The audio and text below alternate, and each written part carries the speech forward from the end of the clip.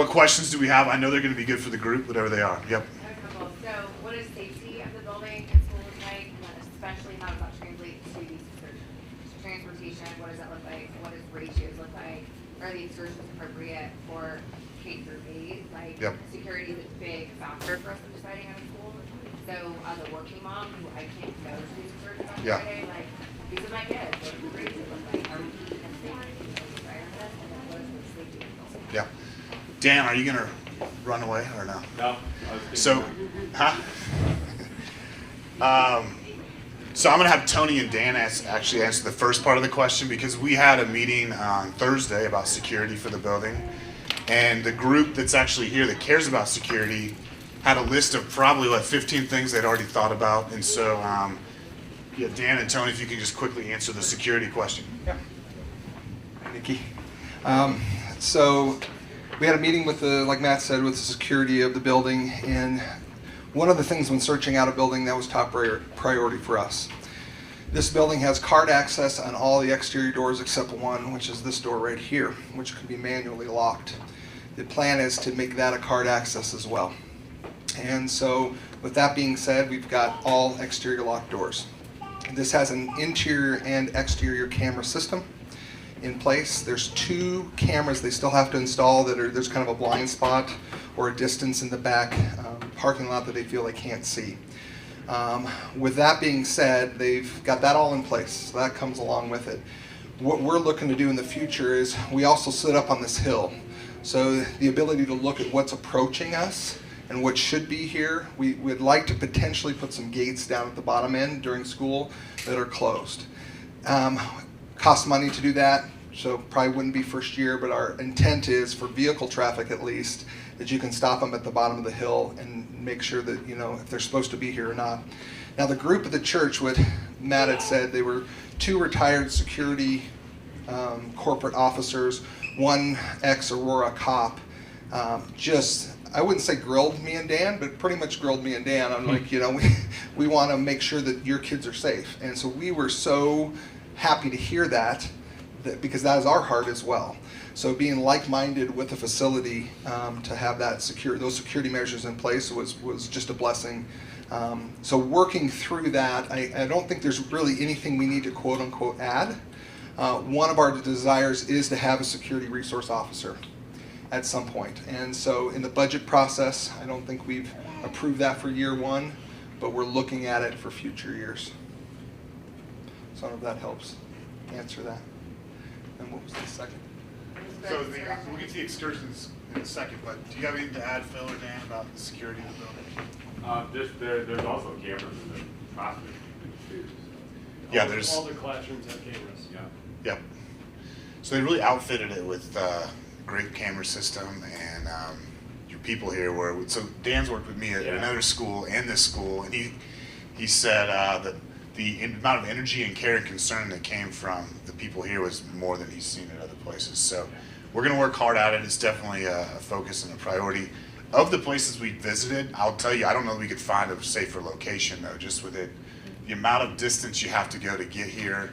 And so I love it because the idea of our kids being able to play outside, that's a big focus for me, is how do we get that to happen. So let me talk about the excursions real quick, because that's probably the bigger concern is, Let me say one other thing. Yeah, please. Is in regards to safety, since I've been here, we've never, which has been a few years, we've never asked anyone to leave our property, because that's just not a thing. Not that if somebody was a threat, we would, but they just don't make it out this way. I think that the distance of the property from public transportation is a built-in deterrent to often threats that might come about. And I think that the guys touched on it, and we can't emphasize enough that while we understand that what is most important from our church's standpoint is ministry, from the school standpoint of the education, that doesn't happen if you have compromised situations safety-wise. And so we are fully committed to making this facility as secure as it can be for the kids, and then obviously to give all of you peace of mind as well. And those are all things that we're going to continue to make advancement in the coming months and even years. And so we've already got several recommendations for the school lanyards, things that, I mean, people aren't walking the halls. That'll go away. If you're in this facility, we will know you're here and we will know who you are. And so there's things like that we are already building into what we are doing. And there's, you're really landing in a phenomenal situation because we have hardly any meetings that happen during the week. And there's maybe only one or two that we're going to accommodate that have been meeting for years and years. And so, if you're scared of 80-year-old women, then this might not be the situation for you. I'll just throw that out there because we have a Bible study that's, there's a few people that might actually have known Jesus there. But other than that, yeah, this is going to be an incredibly safe space, and and that's going to be a huge priority for us. And really, whatever you need, we're going to make it happen. And we'll have to, it's just going to happen. Yeah. I was just wondering if you could speak to the neighbors as well. I don't know if that's a concern for anybody else. Neighbors? Like, they're far away. It's like The two neighbors? Yeah. Are they? No, I just mean, what kind of relationships? Neighborhoods Yeah. and so we've got Chatfield Estates that's directly behind us, and all of those lots, they're 5-acre lots. They're incredible people. One of the assistant principals, just to give you an idea of that community, Zach. Gautier. What's that? How do you say it? Gautier. Who's an assistant principal at Valor, is currently, he lives right up on our hillside. He looks over on our property. And he's come here a few times. So we've had a chance to get to know him well. So it's a great neighborhood there. Sterling Ranch is yes. And we have an elder that lives back in Chatfield Estates as well. And so we're very well acquainted with that community. We have several people in Sterling Ranch as that's getting built out who come to the church. So we're very acquainted with that community. Incredibly safe, amazing group of people there. Roxborough, we have lots of people in the community in Roxborough, and I don't know of any crime that takes place over there, if there's any at all, truthfully. But maybe speeding tickets, rolling stop signs. But that's about all that I know of in that community even. And obviously most of you are familiar with Highlands Ranch. And so those are the areas that we draw from, primarily a little bit of South Littleton. But that's it's somewhat. And I don't know. And then our direct neighbors here we have great relationships with, which is incredible because I've never actually been in a church where I had good relationships with my neighbors. It's a very challenging dynamic, and we have great relationships with our neighbors. I was actually talking to our neighbor next door yesterday, last night even, because she was asking about something, and so she attends the church, and the gentleman over here, the family, they don't attend, but they're nice people and easy to work with. They do share the driveway up and down here. But they're amazing people. They are incredible. You couldn't ask for a better school to come into a church and to have neighbors. Yeah, let me get to the excursion question real quick because I think that's real important. As if we're taking kids out of the building and we're driving them around town, how do we keep them safe? And so I will tell you, there's been a list of things we've been checking off as far as how to get this school up and running and financially viable. Do we have a location? Do we have a head of school and those kind of things? And so there's a checklist of what we need to accomplish.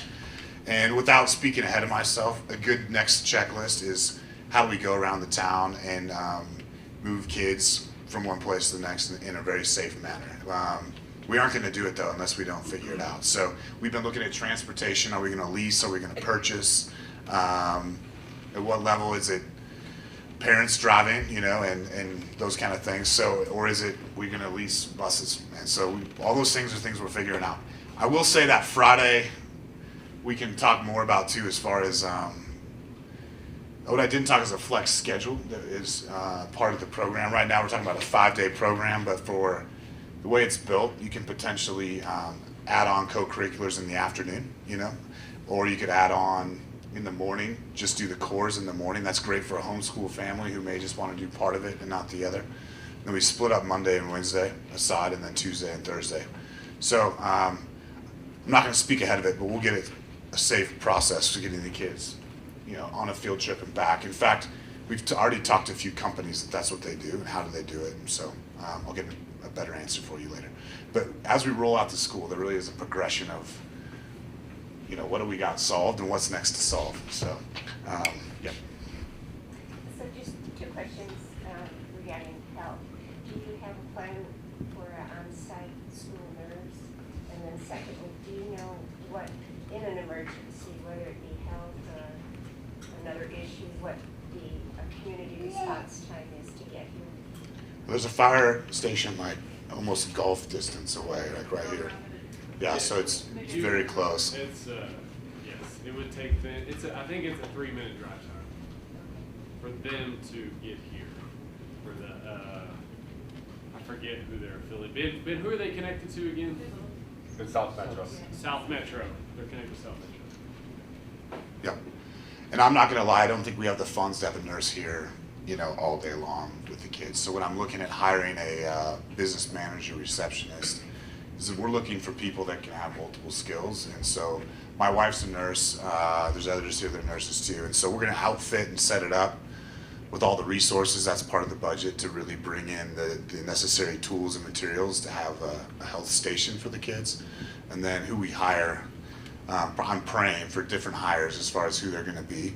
But if not, then there'll be times for volunteer opportunities or whatever for people to come in and do different nurse activities. But as far as, when we're talking about 50 or 70 kids and the amount of medicine that's gonna need to be taken care of, I do think a receptionist, business manager can handle a lot of that. And then we'll go through training on, like we do every year with schools, on how to handle the different health situations and the AEDs and that come up. So that'll be so we're not starting until September 7th to really handle a lot of these trainings as a team in August. So next year we'll start in the August 20 window, but this year we're taking the extra time to get those trainings done.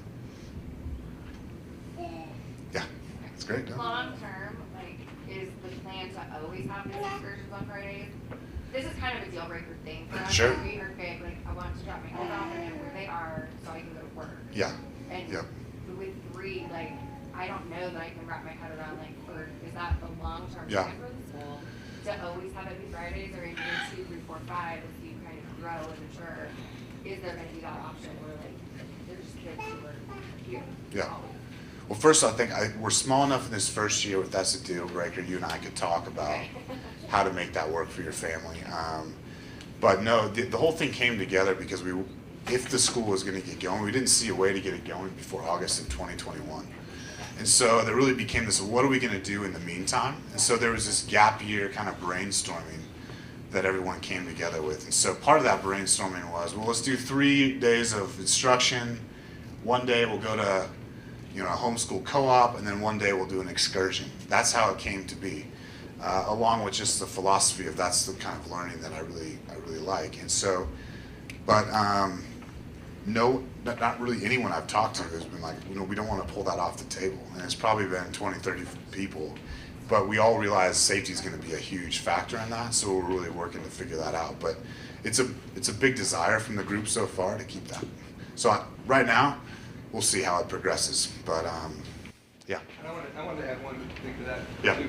If we're really truly following the vision that we're teaching your kids to go out into the world and learn from a textbook, learn from teachers, and then implement, that it's kind of an important aspect to that, right? That if you get these kids that are like, oh, I learned about a farm and I learned about agriculture and all this, but they really don't get how it works, or they learn about nature or animals or whatever, to actually go out and see it rather than reading a book or look at it on a screen, we feel that could help the learning experience, right, from that. And so honestly, we don't know what those excursions are, but just some of that flexibility, which will help to not be so focused in a book and sitting at a desk and that picture where the kid was bored. Yeah. Like, hey, I remember as a kid, I loved field trips, but we didn't have them every Friday, a couple times a year, Yeah. right? And so that's kind of where that And I'm probably understating how important it is to keep them safe. And what a 4-year-old, 6-year-old, 7-year-old does versus a 6th or 8th grader. So we're not going to take the bus downtown, for a 7th grader. So the different museums and things that kids can go to generally are pretty safe. It's just even how on do we, property too, right? Yeah. We've talked about that too. Yeah. Like, an excursion doesn't mean you can go somewhere. I mean, half the yeah. time they're going to be here. You can be here. You can walk up to 25 acres and look for bugs, or you can go to Chatfield across the way and go to whatever. And so I think that's really where that kind of stemmed from. Is Yeah, and we know no other school does it. And why no other school does it is because it's very, very hard to implement, very hard. And so, Yeah, the challenge with education has become so litigical as far as like the risk involved with everything that it's taken away aspects of the playground and moving around. And so safety and all of that are a huge concern. But it's also taken the lights out of kids' eyes a little bit too, I think, as far as what we can do. Next question. Yeah, Jim. Maybe I'll just throw a question out. Just what's your thoughts or vision on like science lab, technology, chemistry lab, things like that would actually be right here? And what are your thoughts on some programs that actually have prepare kids that all of a sudden say they're not in school, high school, or something like that, nursery, they're here for the class on how that would be remediated? So the first question about Science Lab, I've looked into it a little bit. There are companies that make kits or can come on campus. I have more work to do on what it's going to look like to bring a lab in. With history and science, we're going to have to look at where is this group of kids, where are teachers at. We're going to have to do math and reading really well in year one. And so I really think history and science are going to evolve in the second year a lot more than they are in the first year. So I'll just be honest about that. So we'll do, the excursions are going to hit history and science. We will do history and science next year. But the full program probably will hit its stride in the second year because I need to train my teachers in the math program, the reading program. We need to make sure all that's great first. But I, at my heart and core, am a science history type person. And so finding the right company, the right things to bring in.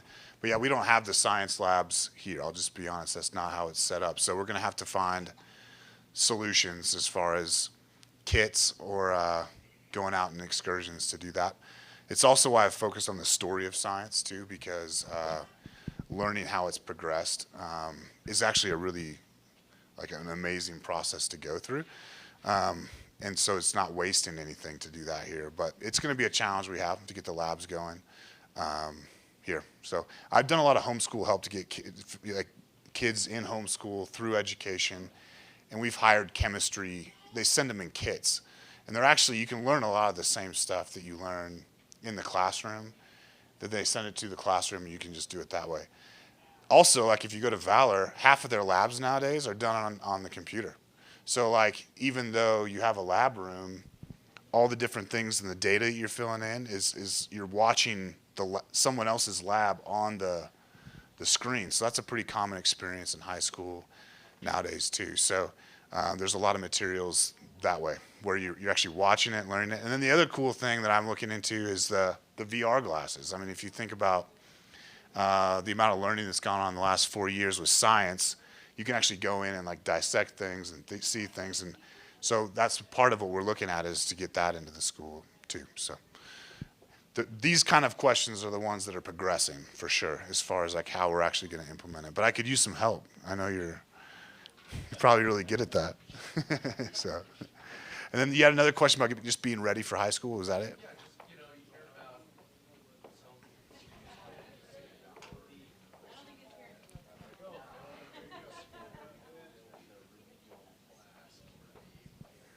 Yep. Ready to go, yeah. Yep. Yeah. So if I had a 6th, 7th, and 8th grader, I'd be a little potentially hesitant of like, how many kids are there going to be in 6th, 7th, and 8th grade? And we'll see how many come. But the reason I would send a 6th, 7th, and 8th grader here is that we can actually know exactly where they're at in all those different subjects and spend a lot of tailored time to get them ready. So the type of teachers I'll hire will be ones that will be able to if they need to focus on reading, they can focus on reading. A lot of my background was creating those 9th and 10th grade classes for high school, and so knowing what it takes to get a kid ready for 9th grade is a lot of what I bring to the table and what Matt would bring to the table. So we see for the middle school kids, every single kid will be ready for 9th grade if they come to this school. That's like our number one focus. Number two is what's an area of strength that they have that mom and dad in the school can put some resources around. So whatever that might be. We want to strategize around how to get them more confident. I find kids that are walking into ninth grade and they feel pretty good about their lacrosse skills or their horseback riding skills or whatever. They do a little bit better, and if they're good with their academics. So we want to set them up to walk into a big school or small school, and they're going to be able to do good. The other is like it's a family. It's going to be like a family. So they're going to be able to relationally go deep with people at a time in life where I think in middle school, they actually want to go deep, but it's not set up that way. Like if you watch most middle schools, it's a zoo. And so as far as how they treat each other and what they say online, and so in this kind of environment, you can actually go deeper in a way where that actually hits where they're developmentally at. So there's a lot of good reasons to go to a small middle school. It's just generally not an option in a lot of cases. But we aren't going to sacrifice academics.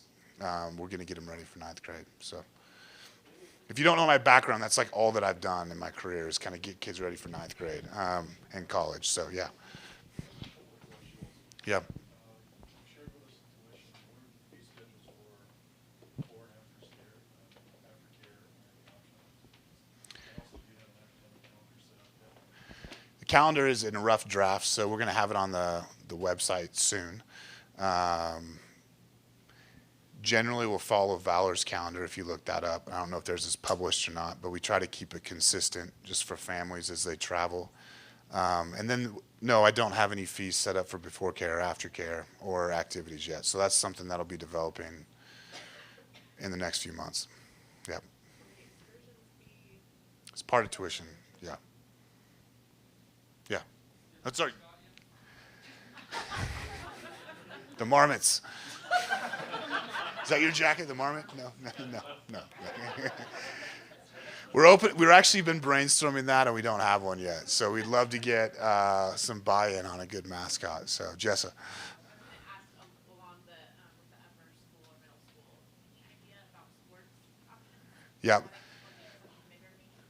I think we're going to have to really tie into some groups in town or clubs in town, and then kind of infiltrate a team. And so that's our best option at this point, as far as how to do that. We could maybe team up with, I was thinking there's a couple other schools that are about our size that we could team up with to make a team or something like that. So it is a part of my dream is to really get kids moving and playing. I was a huge sports kid in middle school. It's probably the only thing that saved me, during that time period in life. And so it's, again, going back to like, what is your kids or kid wanting to do?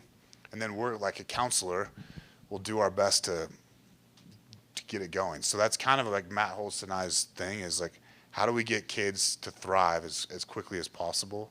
And we'll do everything we can to search the town to find the right sport or the right thing to get them going. So, yeah. Yeah, right now it's recess in the morning. It's about 15 minutes. And my thought is that it's actually going to be directed, a little more directed. So that's the time where we're going to get out, do the run, do the jumping jacks, kind of have that exertion of energy, and then lunch is the less directed time. So that's where if you wanted to play a board game or if you wanted to go play football, or we're going to put some basketball hoops out here. We're even looking at trying to get one inside. So there's a lot of great ideas that are surfacing right now, and then we're going to try to implement as many as we can. And then in the afternoon, because we're doing the co-curriculars, right now there's a recess built in the afternoon. I don't know if we're going to need one as much or not, because that health and wellness is basically PE. So we're doing a lot of movement during that period too. So, and then as we train teachers, we're just looking at when's a good time to get the kids up and moving and getting kind of their blood going. So. Is there a designated play space on campus? Yeah, I was just going to address that. Yeah. When you go through the tour, there's an absolutely wonderful play structure on the north here, and a big open grassy field right here. So the idea would be the younger, it's fenced in on this north section. Great, great playground, fairly new, very well maintained. And the older kids, maybe a football, run, track, kickball. There's a grassy area right here by the pavilion that I think was the talks of kind of the two areas for recess. Yep. Until we get a secured, so the gate's still, it's not a for sure thing. That's something we got to work out with the church. It's a desire at this point. But even if that's not, we've talked about a fence. So we're looking at what would be the zone that we're making for the kids to be able to play. But until that happens, it's all hands on deck, you know, with teachers and people to be out there when there's recess and the kids are outside. So, but there's great places to play. It's what I love. Like the kids can do nature studies down here. They found ladybugs they were freaking out about the other day, and I'm sure there's gonna be snakes that they're gonna come home and tell you about. And so, As long as they don't bring them home. yeah, yeah. I'm just remembering, so winter, I know it's kind of hard because there's a lot of space outside. Correct me if I'm wrong, I thought when I spoke to you recently, you said that your current youth group even like plays kickball in there and it's always chairs up all the time, so during the week it would be open for kids to play? Yeah, it'll be open. And they play dodgeball. I'd say, and yeah, I mean, they do a lot of different things in there. And we're going to, yeah, I mean, it truly is a multi-purpose room. I mean, it's a worship center, it's a multi-purpose room. And we'll make accommodations to secure the things that we need to secure and put up barriers where it's necessary. We'll have some portable goals in there.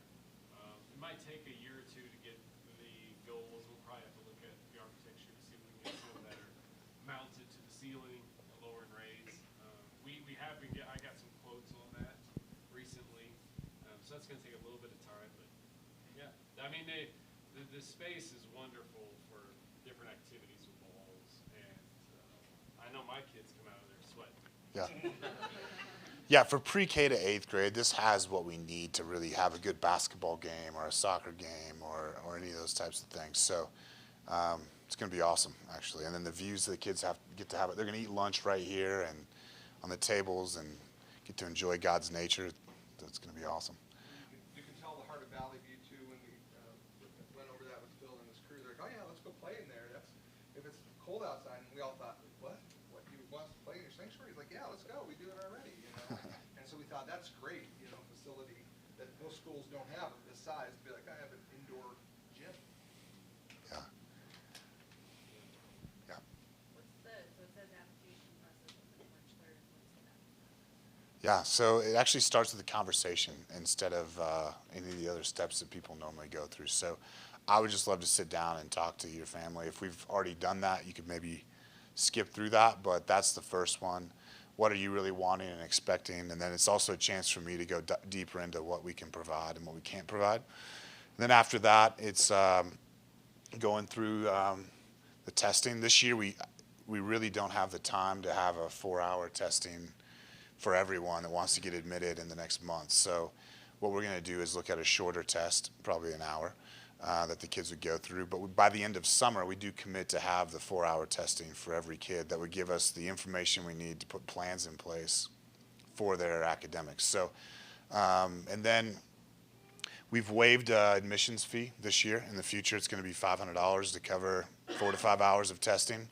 But this year, we're going to that's going to be waived. We want it to be as easy as possible to be able to come in and to be accepted and to go through that process. We'll meet with your kids. What am I missing? So it's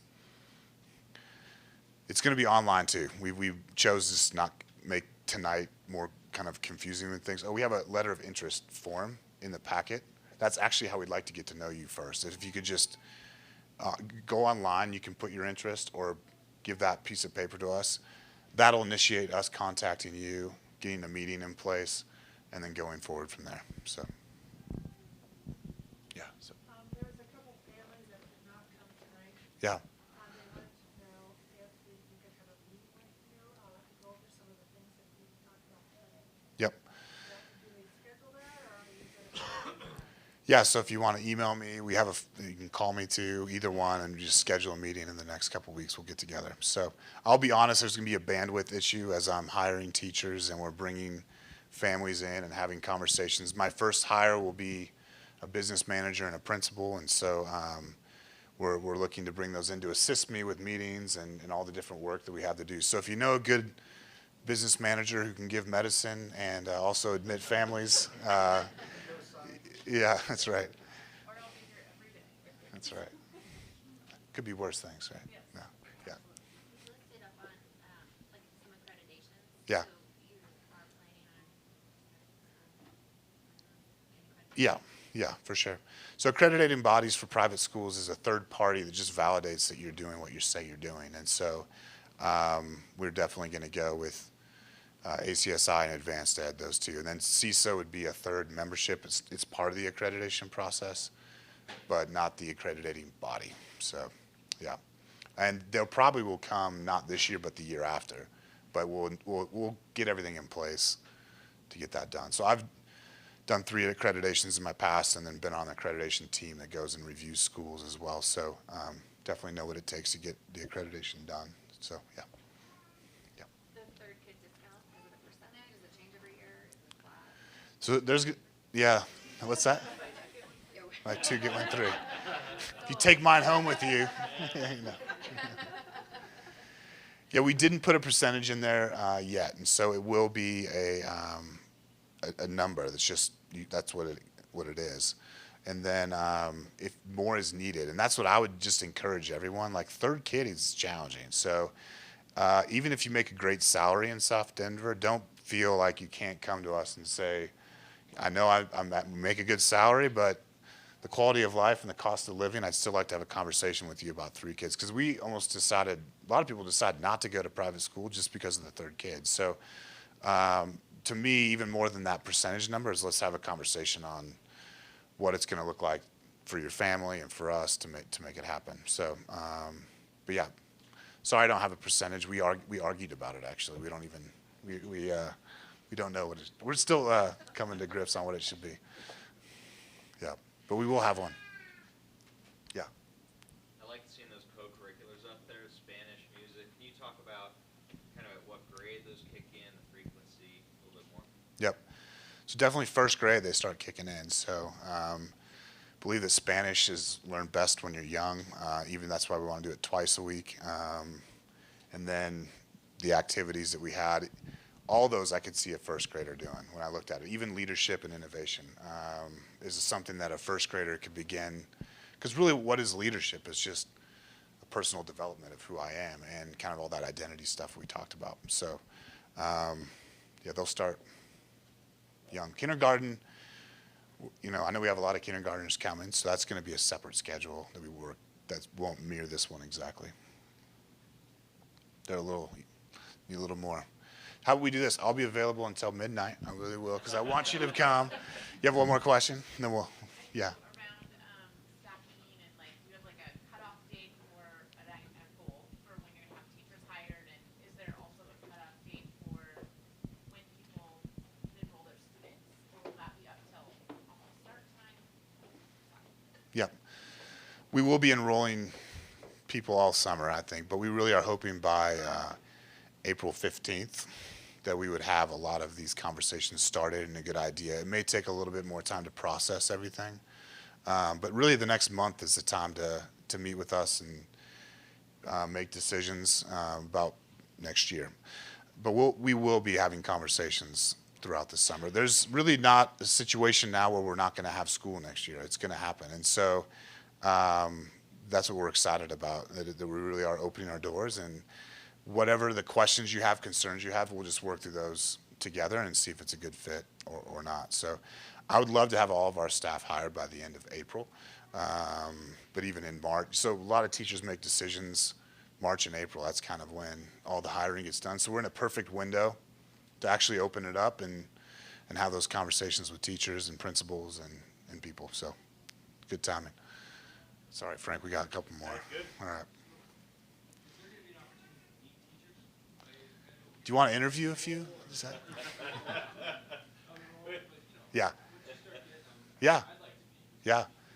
A big heart for me is community. I love bringing people together and getting to know each other. I think your kid is your biggest gift and investment. It's just a big part of who we are as parents. And so to know your teacher ends up being, I think, a big responsibility for parents too.